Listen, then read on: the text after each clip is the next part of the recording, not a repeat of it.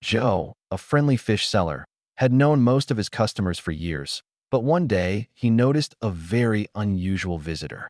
A stray cat often lingered outside his shop, sometimes sitting quietly by the window and watching the people inside.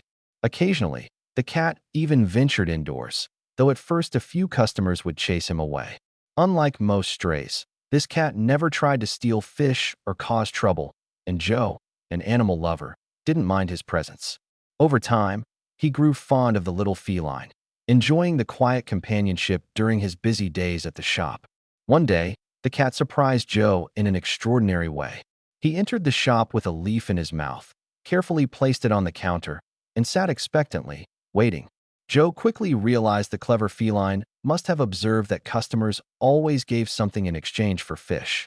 The cat's leaf was, in his own way, an attempt at payment.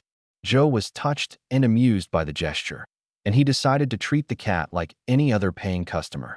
He gave the little visitor a piece of fish, and from that day on, the cat, whom everyone affectionately named Sushi, became a regular, bringing a leaf each day to trade for a small piece of fish.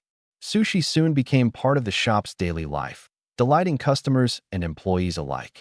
Joe always kept a piece of fish set aside for him, and other visitors learned to enjoy his presence, often greeting and feeding him treats. Sushi's charm and cleverness made him a beloved figure in the community. However, one particularly busy day, Sushi didn't appear as usual, leaving his reserved fish untouched. Worried, Joe searched the nearby streets, park, and neighborhood, fearing something terrible had happened.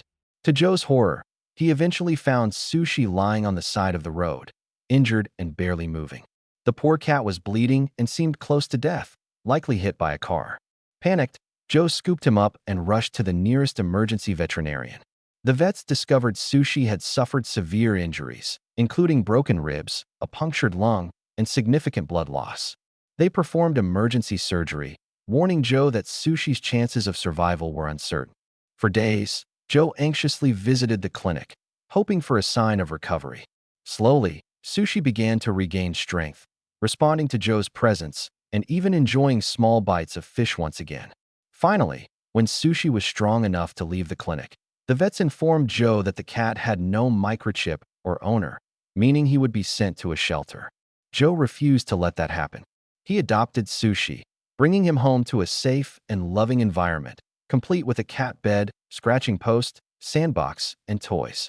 Sushi's favorite toys, a squeaky fish and a soft leaf, reminded him of the clever little gesture that started it all.